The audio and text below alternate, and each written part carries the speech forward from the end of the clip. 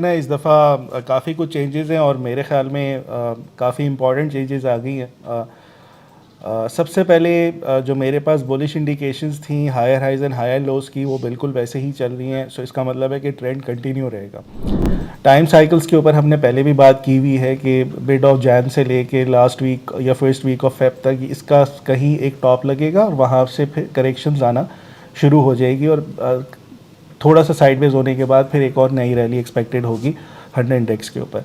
सो time cycles बहुत करीब है। आज हम जब रिकॉर्ड कर रहे हैं हम 3 जैन पर हैं। इसके बाद आपके पास 5-6 सेशंस और होंगे और फिर कहीं ना कहीं आपकी टाइम साइकिल्स पूरी होना शुरू हो जाएंगी एडवांसिंग फेज़ की, जहाँ पे आपको थोड़े बहुत करेक्शंस नज़र आने लगे। सेकेंडली आपकी जो मूविंग एवरेज एक्सपोनेंशियल है डेली 21 की, उससे ऊपर ही ट्रेड कर रही है, अच्छा साइन है। जनवरी हमेशा स्टॉक मार्केट्स के लिए बहुत अच्छा होता है दुनिया भर की, और पाकिस्तान के बहुत अच्छे विन रेट हैं जनवरी में स्टॉक्स को लेके परसेंटेज गेंस पे। लेकिन यहाँ पे एक मसला ये हो गया कि मेरे पास अब बेयरिश पॉइंट्स भी इतने ही हैं जितने बुलिश पॉइंट्स हैं। इसका ये मतलब है कि मार्केट में करेक्शन आने वाली है। जो मैं टाइम साइकिल्स की बात कर रहा हूँ वो नज़र भी आना शुरू हो गया। ये जो 30 दिसंबर को जो इतनी तेज़ी से मार्केट बढ़ी, 3000 पॉइंट्स की तेज़ी थी, ये शायद नहीं होनी चाहिए थी। तो इतना कुछ बेयरिश इंडिकेशंस पे ना आता। एक एक बात मैं इसको डिस्कस करता हूँ, फिर हम एक्शन प्लान डिस्कस करते हैं कि गोइंग फॉरवर्ड हमें क्या स्ट्रैटेजी ऑप्ट करनी चाहिए और क्या होगा। यहाँ पे सबसे पहले तो कल थर्सडे को एक शूटिंग स्टार बना है। चले कैंडलस्टिक्स की इतनी इंपॉर्टेंस शायद ना हो, ये ब्रेक भी हो सकता है और हो जाना चाहिए इसको। बहरहाल अभी एक शूटिंग स्टार है तो इसलिए मैंने मेंशन कर दिया। इसके बाद दूसरी बात बहुत इंपॉर्टेंट है, यहाँ पे एक बेयरिश डाइवर्जेंस आ गई है आरएसआई के ऊपर। पहले तो ये चीज़ समझना है कि जो इसकी जब यहाँ पे जब आई थी मार्केट में कह रहा था कि ये टॉप नहीं है, यहाँ से फिर बढ़ जाएगी और एग्जैक्टली वही हुआ था। सो यहाँ पे एक हिडन डाइवर्जेंस थी जिसकी बेसिस के ऊपर बाउंस आया था, बहुत अच्छा था।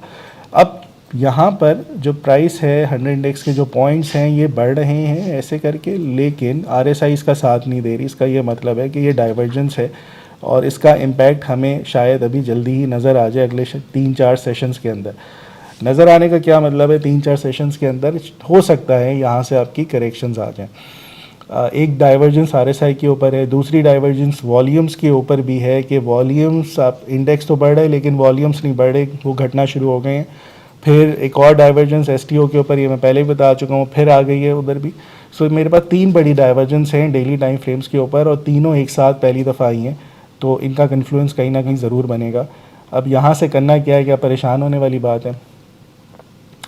आसान लफ्ज़ों में मुझे ये लग रहा है कि यहाँ से अगर 3-4 सेशंस या 5 सेशंस मार्केट में तेज़ी होती है, पॉइंट्स बढ़ रहे होते हैं, 100 इंडेक्स बढ़ रहा होगा, सो थोड़ी थोड़ी प्रॉफिट टेकिंग कर लेनी चाहिए। मेरे ख्याल में 50% कैश पे आ जाना चाहिए। जो मार्केट बढ़ रही है आपके जितने प्रॉफिट्स हैं उनको सिक्योर कर लें थोड़ा सा बेच के, जो बढ़ती जाती है। क्योंकि राइट नाउ आज मैंने चार्ट्स देखे, बहुत कम ऐसे स्टॉक्स थे जिनमें बुलिश सिनेरियोज बने हुए थे, अदरवाइज सब के ऊपर डाइवर्जेंस आ रही है। सो ये डाइवर्जेंस कहीं ना कहीं प्ले ज़रूर होगी और यहाँ से करेक्शंस आप एक्सपेक्ट कर सकते हैं। और अब आसान लफ्ज़ों में बहुत सिंपल सी, अब देखें करेक्शन आ गई, बहुत से लोगों को टेक्निकल टर्म्स नहीं पता चलेंगी क्या होती हैं। भाई कैश पे आ जाए सही है, 50% कैश पे आ जाए, आप प्रॉफिट्स में होंगे।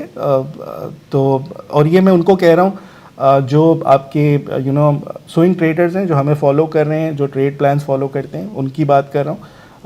जो लॉन्ग टर्म इन्वेस्टर्स हैं, जो हर मंथ आके सिप की तरह से स्ट्रैटेजी के ऊपर इन्वेस्टमेंट्स कर रहे हैं, सो उनको तो बोर्ड देखना भी नहीं चाहिए, उनको तो ये शो देखना भी नहीं चाहिए, क्योंकि वो लॉन्ग टर्म इन्वेस्टर्स हैं। तो हमें देख के क्या फ़ायदा? तो 2 साल के बाद देखिएगा, 1.5 साल के बाद देखिएगा, साल के बाद देखिएगा। लेकिन जो शॉर्ट टर्म ट्रेडर्स हैं, जिनको लगता है कि यहाँ से अगर वो 20-25% डिस्काउंटेड प्राइस पे अपने शेयर्स को बाय बैक कर सकते हैं, तो मेरे ख्याल में उसकी तरफ जाना चाहिए।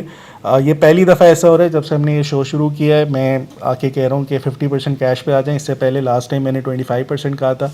जो मार्केट बढ़ेगी, जितनी ऊपर जाएगी उतनी बड़ी करेक्शंस आएंगी।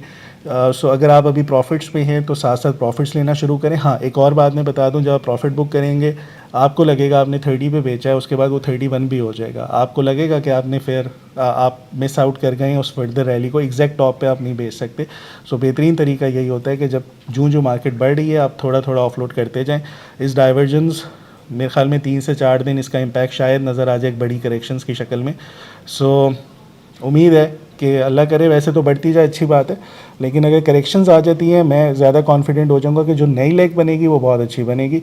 सो मेरे ख्याल में अभी हमने जितने स्टार्ट्स दिखाए आप सभी माशाल्लाह से प्रॉफिट्स में होंगे। अगर उनको सिक्योर करते हैं तो इसमें कोई बुराई नहीं है, मार्केट से प्रॉफिट्स भी बुक करने चाहिए और थोड़े से विड्रॉ करें, इंजॉय करें, पार्टी करें, बाहर घूमने फिरने जाएं। सही है। सो ये मेरी तरफ से ये सजेशन है। हाँ, एक और चीज़ बता दूं, ये जितना एरिया है आपका 1.18 से लेके 1.21 1.22 तक, ये बढ़ सकता है, ये डाइवर्जेंस और मेच्योर हो सकती है जो बढ़ता जाए। आपके अगर पास 5 से 6 स्टॉक्स हैं तो उसका 20-25% हर स्टॉक का बेचते चले जाएं, आपको अच्छी रेट्स भी मिल जाएंगे, आप थोड़े से प्रॉफिट्स में भी आ जाएंगे, आप कैश पे भी आ जाएंगे। जब आप कैश पे आएंगे, जब करेक्शंस आ रही होंगी तो आप उस करेक्शन का भरपूर फ़ायदा उठा सकते हैं, आप दोबारा से डिस्काउंटेड लेवल्स पे अपने शेयर्स उठा सकते हैं। अगर वो शेयर नहीं मिल रहे, बढ़ गए, आपको और मार्केट में अच्छे शेयर्स मिल जाएंगे। सो मेरे ख्याल में यहाँ से आप थोड़ी सी प्रॉफिट टेकिंग कर लेनी चाहिए, आप एग्जैक्ट हाई के ऊपर नहीं बेच सकते।